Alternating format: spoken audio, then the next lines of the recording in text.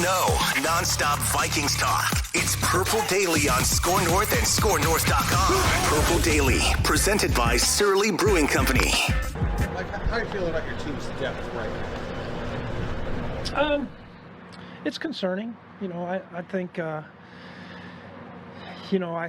feel really good about the top guys, and then some of these young guys got to come on, but when you're kind of top heavy with finances, that's what you got to do. So hopefully we'll stay healthy and try and get these younger guys better. And welcome in. I believe it's episode 3 of Purple Access. Judd, Zulgad, Chip Scoggins, Star Tribune sports columnist. Of course, if our names ring a bell together, we for years covered the Vikings for the Star Tribune together. And Declan Goff, executive producing as always. And Chipper, we are finally to week 1, Sunday. It is the Vikings and Bengals. But let's go back to that quote that Zimmer just gave during the press conference yesterday, because, I'll give Mike this. He certainly gets frustrated with us, and I don't think he enjoys the media duties. But that being said, every once in a while, he gives a really insightful or at least intriguing answer.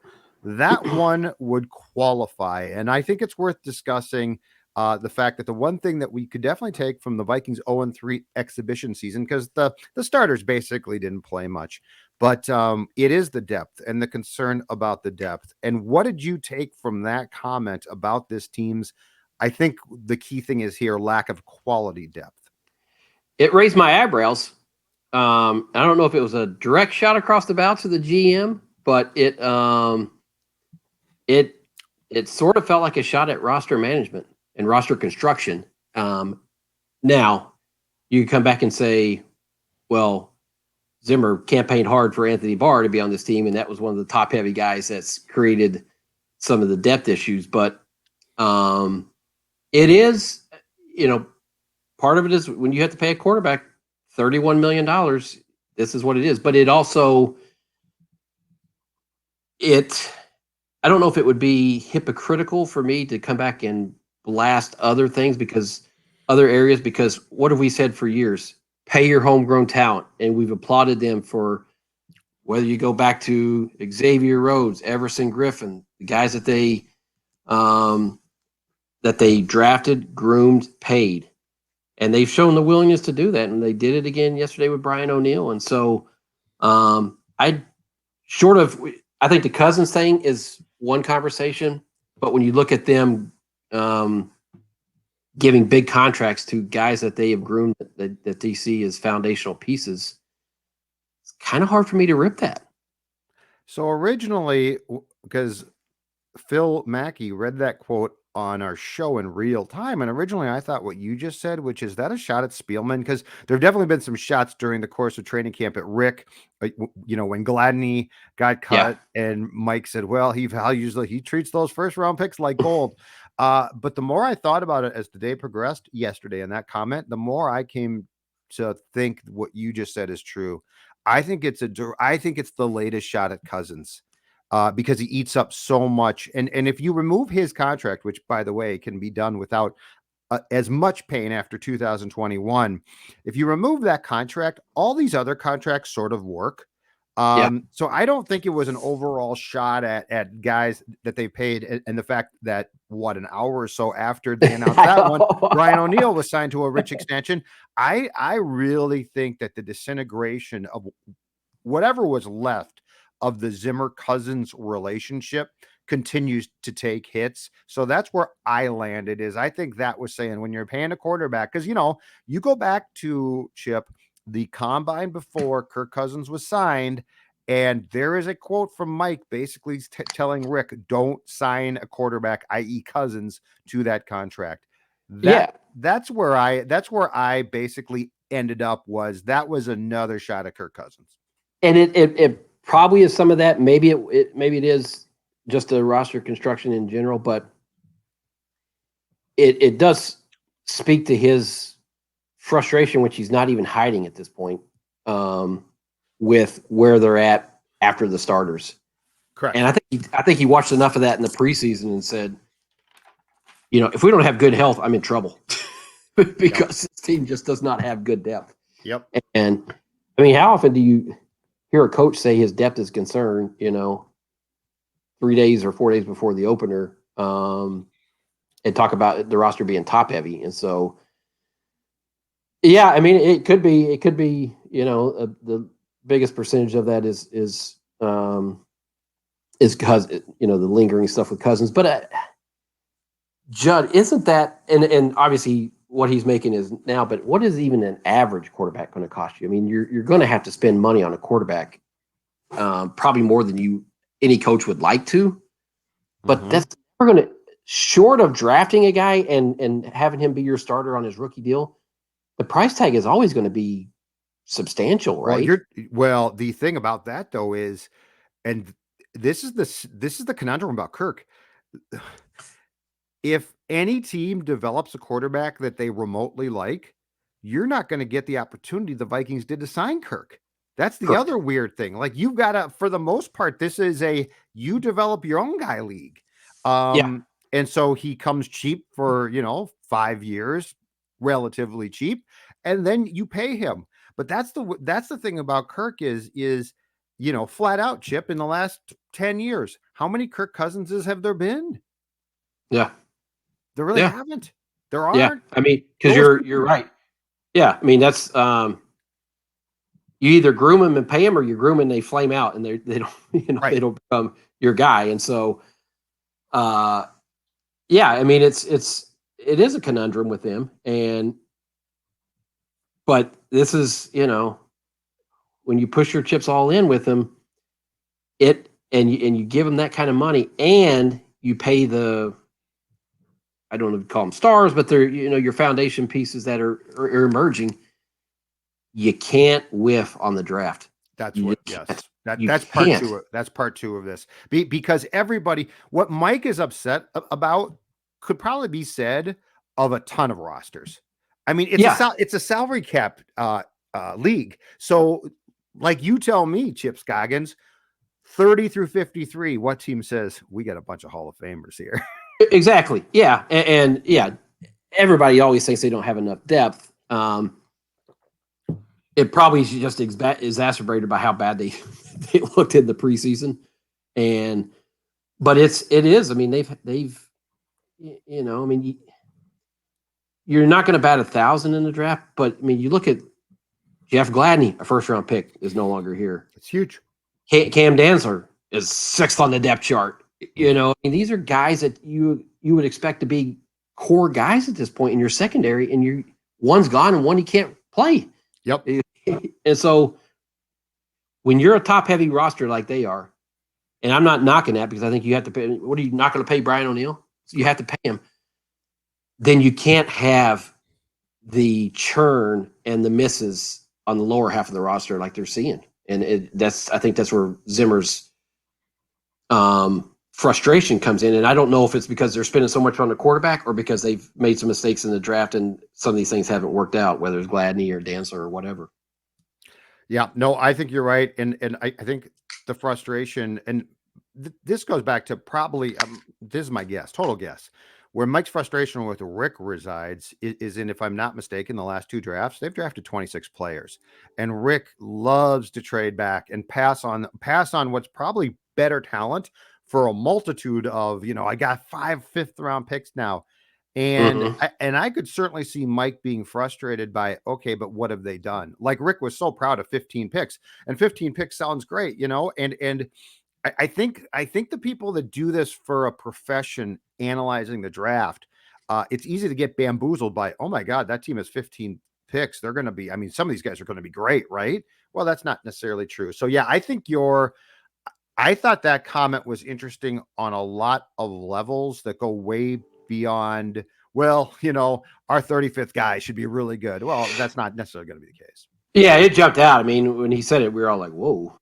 It wasn't, you expected to hear, we're trying to get those guys better and we're improving. I mean, it was not even that. It's just like, it's a concern. We're top heavy, and this is what those young guys have to come along. And it's funny, a lot of players are talking about the young guys. I asked Dalvin yesterday, Dalvin Cook, I said, you didn't have the preseason games. Kind of where do you feel like, the offense is at? And he's like, we got core guys who play a lot of football, he said, but it's about getting these young guys ready. And so I get the sense, and he's not the only player we've heard talk about young guys. I think there's a real concern about where their backups are at and where the depth guys are at. You saw the preseason. You Yeah, watched the game. but even amongst the players, There should be. I know the coaches are going to feel that way, but I'm sure the players are like, "Hey, let's go," because this league is, you can never ever count on good health. No. And nope. For whatever reason, I think the Vikings are doing it at quarterback. They're counting on good health there because they've always had good health with this quarterback, but you're playing with fire there. But yeah, I think you can't count on it. And so I think these younger players or the veterans are trying to press upon that to the young guys, like, hey, let's go. I mean, you're probably going to be needed this year at some point. Absolutely. All right. Sunday, Cincinnati, week 1. I've begun, and I talked about this, I think it was on Purple Daily yesterday with Mackey. I've begun to believe this. As bad as training camp seemingly went, and certainly the exhibition games didn't go well, Chip, I think we've overcorrected now, and we're like, oh God, it's falling apart. It's all going to fall apart. When the reality is, yes, there are concerns. There's concerns with every single team, but I don't think that gives this team a pass to be like, well, it's just going to be a bad year. I'm picking them for 10 wins. I think the schedule's tough. That of course can change, a lot as the season goes on. But what's your sense of this team now going into week 1 with, I think, a lot of people having a big apprehension because of what we saw in the last month and a half? Yeah, the Star Tribune, we have our official picks tomorrow. I went 9-8. I started at 9 and went up to 10. Yeah, and I think there's 2 stretches. Is it November and late December where it gets really hard? Like, I feel like there's 3 or 4 game stretches where it looks pretty daunting. Yep. I wrote this today for my column that, the doom and gloom and the sky is falling with the offense because I think they scored 2 touchdowns in 34 drives in the preseason. It's like, I'm going to save mine until I see Dalvin and Justin Jefferson on the field. Now, if they struggle, then I'll think, okay, something's not right. But I don't know how do you evaluate an offense that doesn't have the 2 best players? You don't. And Thielen didn't really play. Cousins didn't really play. And so I think their offense is still going to be fine. Losing Irv Smith definitely makes them adjust, and I think that's going to hurt them. But I still think you have 3 really, really good skill guys and a quarterback who's accurate when he's protected.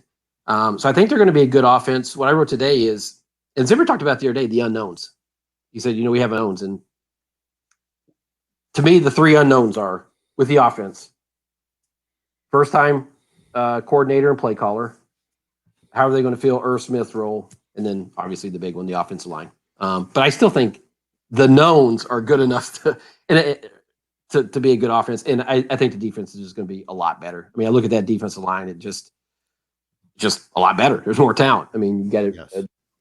So I think 9-8. I mean, it's weird, Judd, because I think their depth issues, if they get hit hard, could really sabotage this thing. But if they don't get hit hard, I could see them being a double-digit win team. I think there's a pretty wide spectrum of how this, and you can say that for every team probably, but I think there is legitimately a pretty wide spectrum for how this thing could go. Yeah, I originally picked 9 wins, and then I went up to 10 because I really believe that they're going to be the 7th seed. So I think they're going to get into the playoffs, and 9 wins might get you there, but I think 10 does get you there. So I added a win. I'll say this, Chip, in the time that I've covered this team, this is one of the most, this is the most curious I've been in a long time, just as far as I don't know what to expect, because I think they could be good. And if they have good health, I think they could be successful. If they don't have good health, it gets dicey. And the only thing that concerned me about Kirk in training camp, it actually wasn't the games, it was the practices. He didn't look sharp. And part of the problem with Irv Smith being out is the one guy I really felt during the course of most practices that Cousins had really good chemistry with was Irv Smith Jr. So my apprehension about Cousins was much more from a practice standpoint, which, by the way, could be erased in week 1. But I just have a lot of questions about, because I think there's a very broad, there's a wide berth of Yeah, how this team could look. And I don't know. I have a really good feel for it right now. I agree. I mean, I didn't go to every practice that you went to, but the couple I was there, I thought he was not sharp or not as accurate as we've seen. Yep. But how much do you think, Judd, that his play is predicated by Dalvin? I think it's predicated a lot by Dalvin when they can go play action.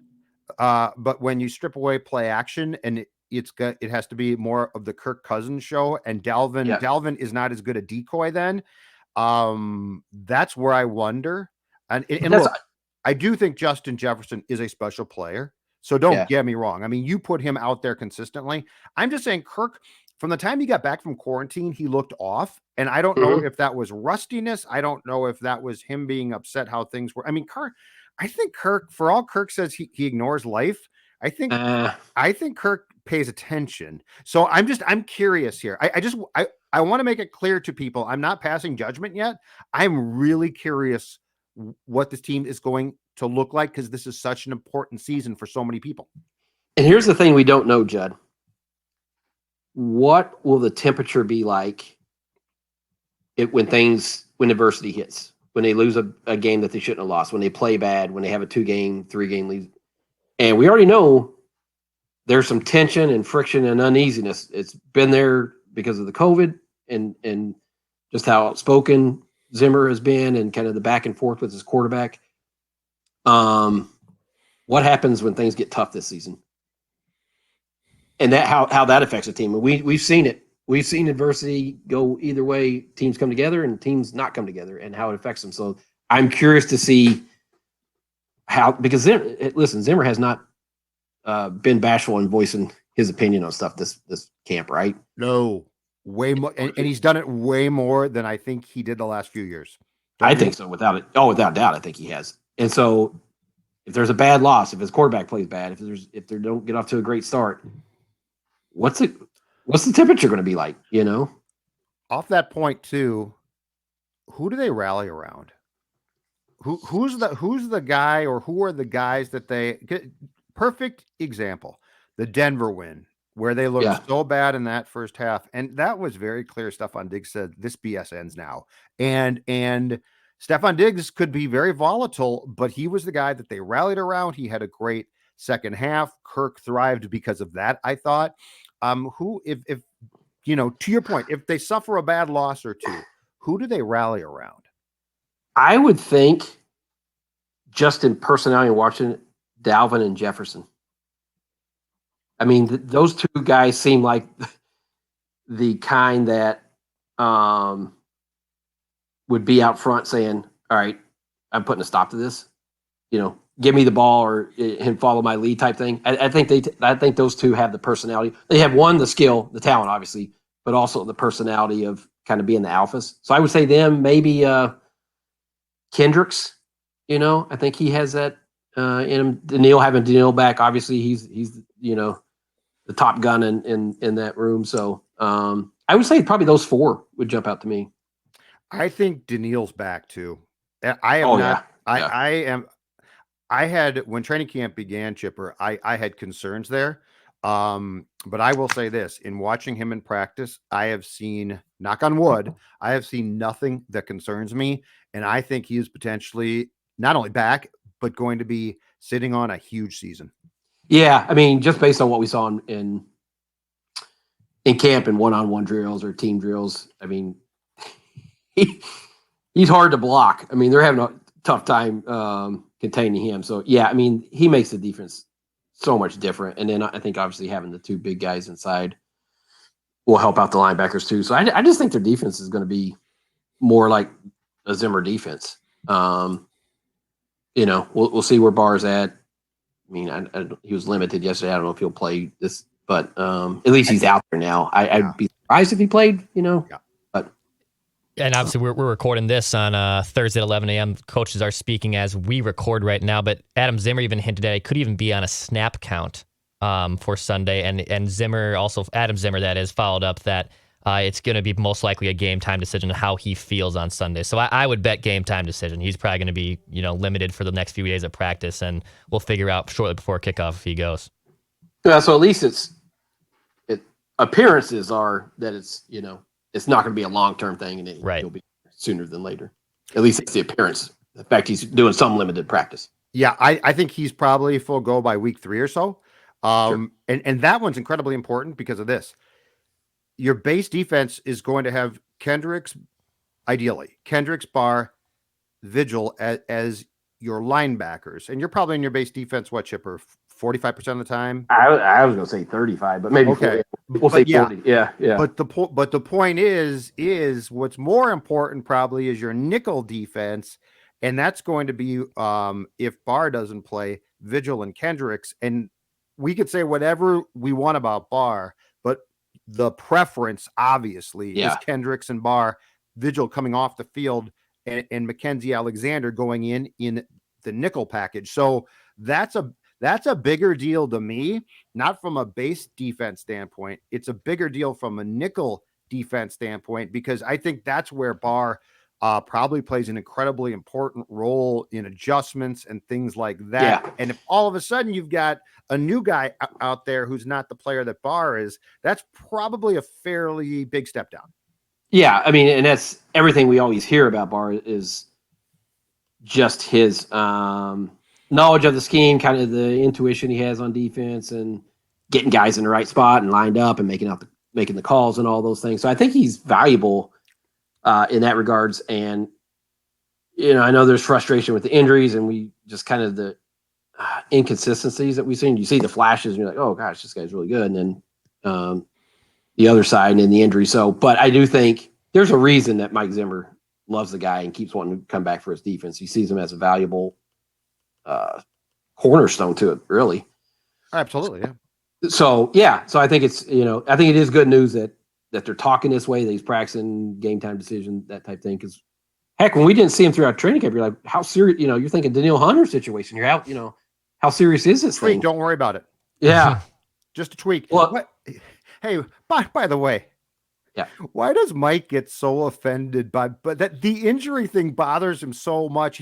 There's something about he wants us to take him serious, but I mean, coaches have been lying for years. But every time now he's like, well, you guys are just going to dismiss what I say or make fun of it. He said, you guys are going to throw this back at me. You're going to correct. It's like, well, that's. You said it was a tweak. Yeah. Well, it was even like yesterday.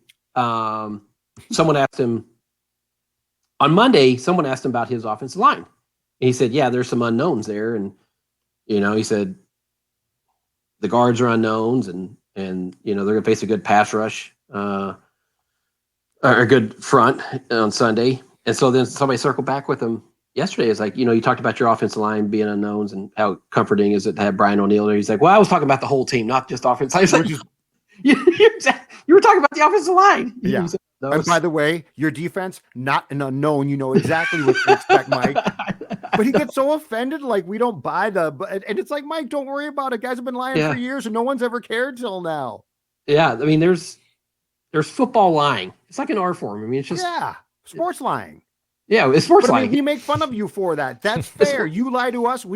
That's how it works.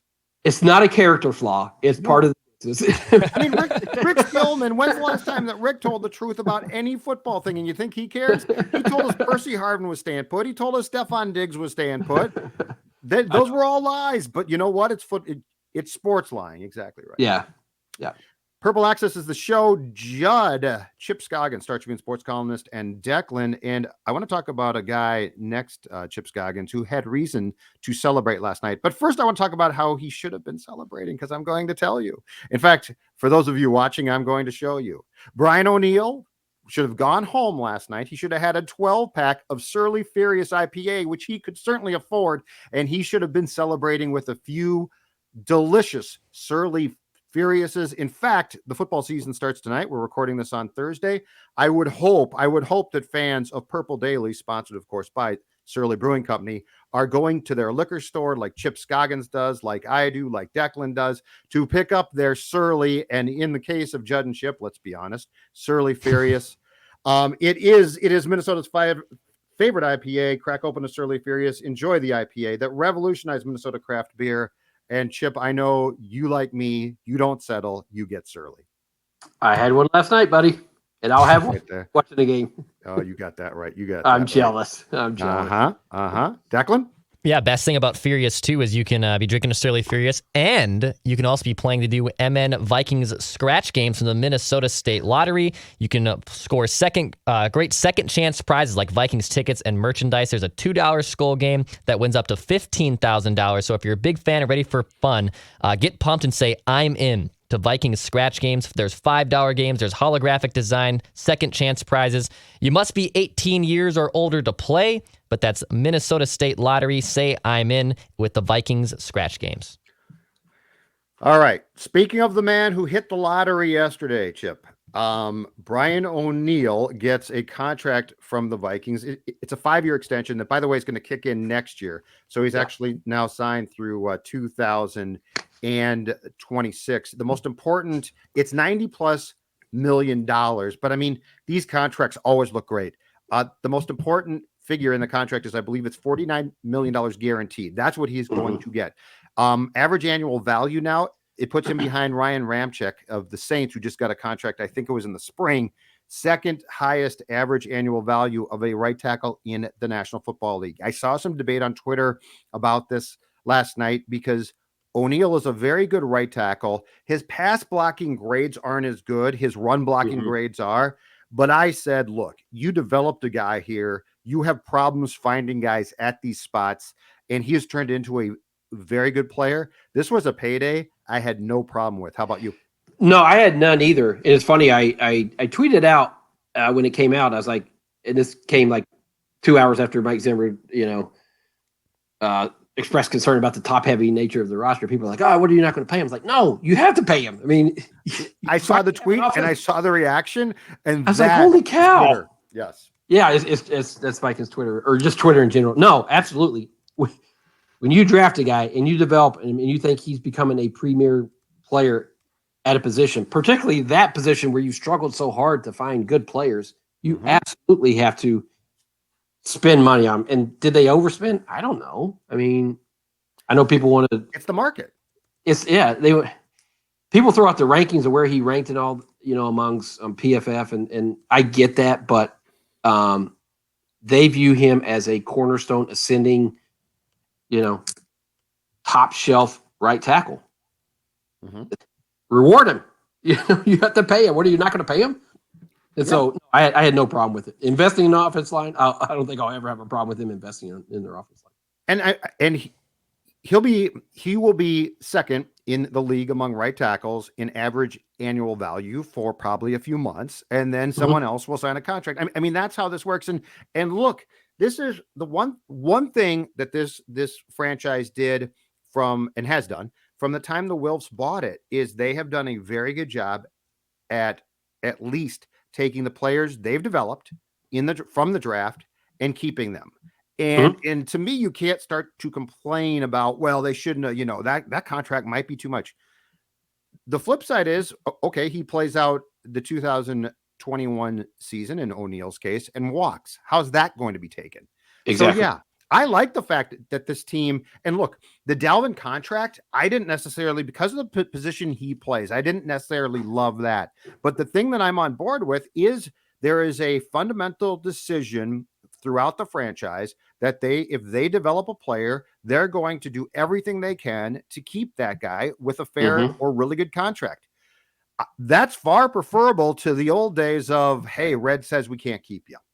Well, yeah, that's it. Yeah. And I know there's a salary cap you consider, but I appreciate a organization that says we're going to reward the players that deserve being rewarded, that have, gotten better, improved, want to be there, and they're going to spend the money on them. So yeah, I think it's a good deal, and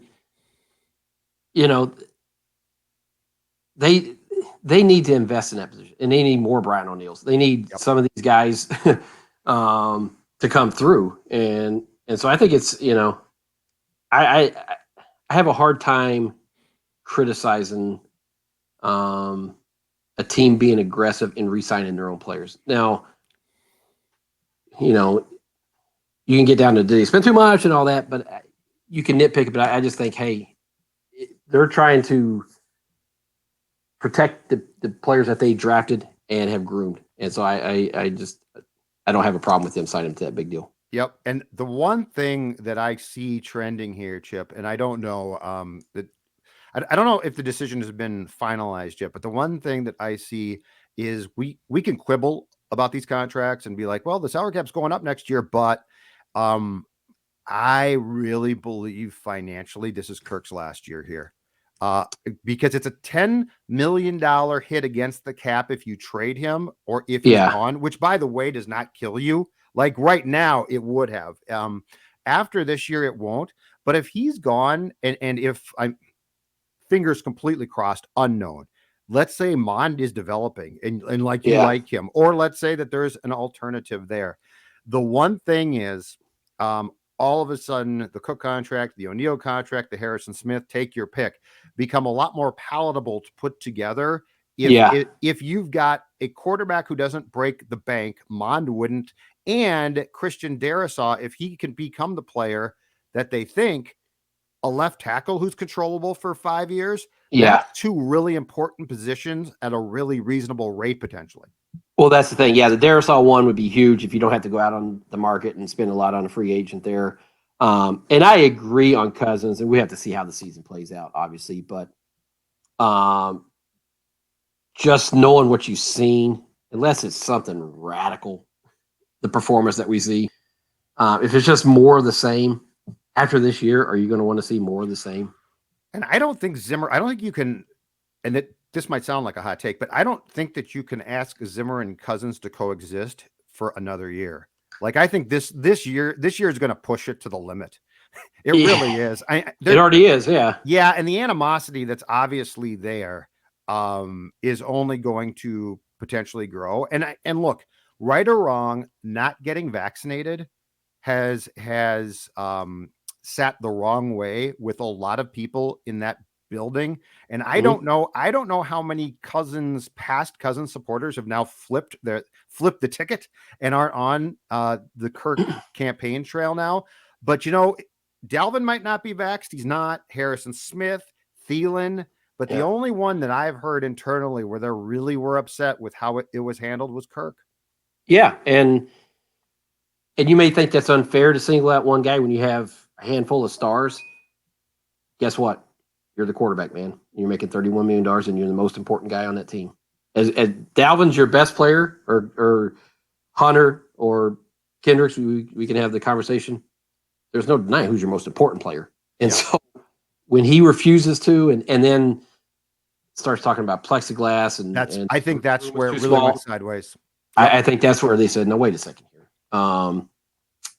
And I think Zimmer's comments about he didn't mention anybody by name, but he said some of the stuff these guys believe in, it's just kind of way out there. Yes. I don't think that went over well with the unvaccinated guys either. So, so no, it is, they're starting this season from a point of tension between the head coach and the quarterback. And I go back to what happens if he has a bad game where he throws 3 picks and they lose the game. It's a great question. Is Mike going to walk in there and be diplomatic? I don't know.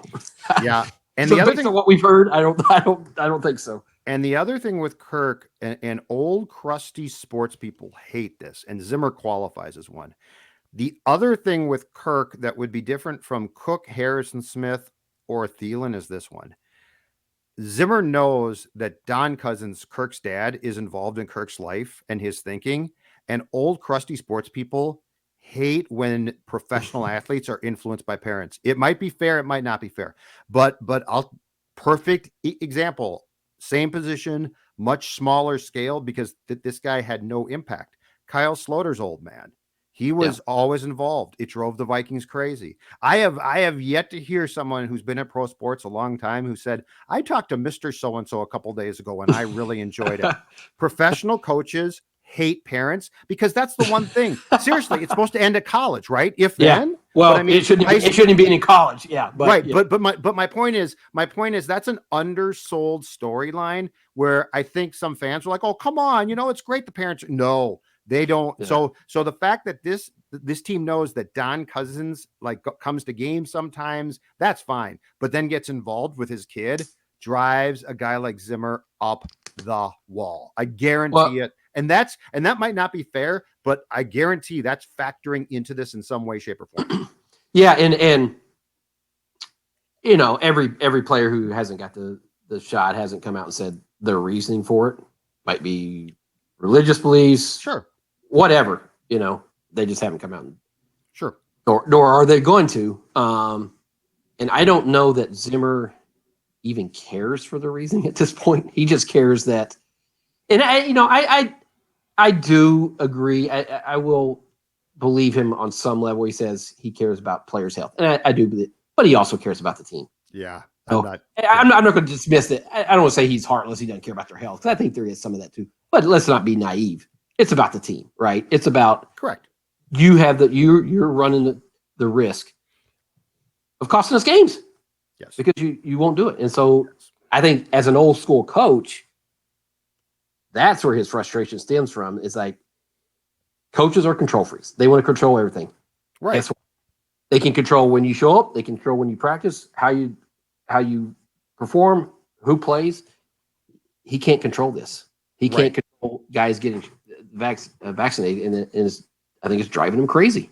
But that's my point. Is I think guys like Mike are willing to tolerate the immediate family. So like if you come back and say, my wife and I talked about this, the coach probably is not thrilled, but he's like, okay, that's your wife. I can deal. I think it's like, hey, I talked to my dad last night, and they're like, oh, no, don't be called. I'll tell you right now. Do you think, Harrison Smith is not vaxxed. He got a contract extension, and as far as I can tell, Mike might be frustrated or disagree with him, but he still loves him. When do you think the last time that an extended person from Harrison Smith's family called Mike and said, hey, here's what Harrison Smith would call his, I don't know, parents up or uncle up and say, never call here again. But seriously, I think that's part of how we got to this, because it doesn't seem necessarily fair on the surface that Harrison Smith got a contract extension and Kirk is being vilified, unless we sort of understand what the frustration with Kirk is. Because it's not like, again, Dalvin's not vaxxed. I don't think they've turned on Dalvin. But I also don't, I don't know that Zimmer and Cousins ever had the chummiest relationship. No, they didn't. But anything drives Mike crazy crazy about that. Yeah. But you're right. He has a great relationship with those other guys, so he probably drives him crazy. But it's not. He's not going to take shots at him. Right. Yes. So it's to go back to your original point. My gut tells me this is his cousin's last year here, and obviously things can change, and he can have a great year, and everybody feels better about where they're at, and have no issues with COVID, and the season plays out how it will, and you'll kind of have a better feel for where the relationship is. But I wouldn't say they're starting this season on the best of terms, No. Agree completely. All right, last thing. Give me your Surly Furious prediction for Sunday's game against the Bengals. I think they win. I think the defensive line will be able to get pressure on Burrow and make it. And I know they have some talented wide receiver core. I think Daniil being back, the pressure will be able to disrupt him. I think the offense is going to be fine. I really do. I think now that you have everybody out there, Dalvin, Jefferson, I think everybody's healthy there. So I'll go 28-24. Okay. That's close to what I was going to say. Okay, hold on a second. Let me get my magic beer can out.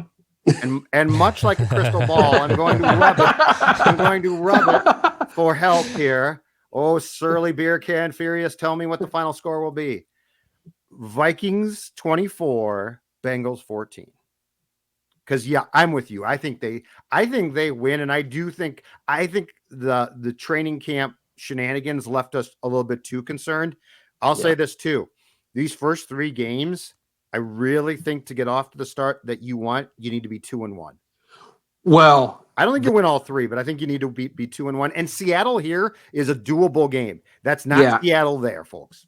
They do not want to have one of their September slow starts and get off to a bat and dig a hole, because the way that schedule sets up on the back end, Mm-hmm. it's going to be hard to play catch up.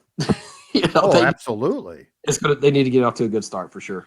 All right, Chipper, we will talk to you next week. Thanks much. Declan, great job. And thank you, Magic Surly Beer Can, for helping me with my prediction. Talk to you guys.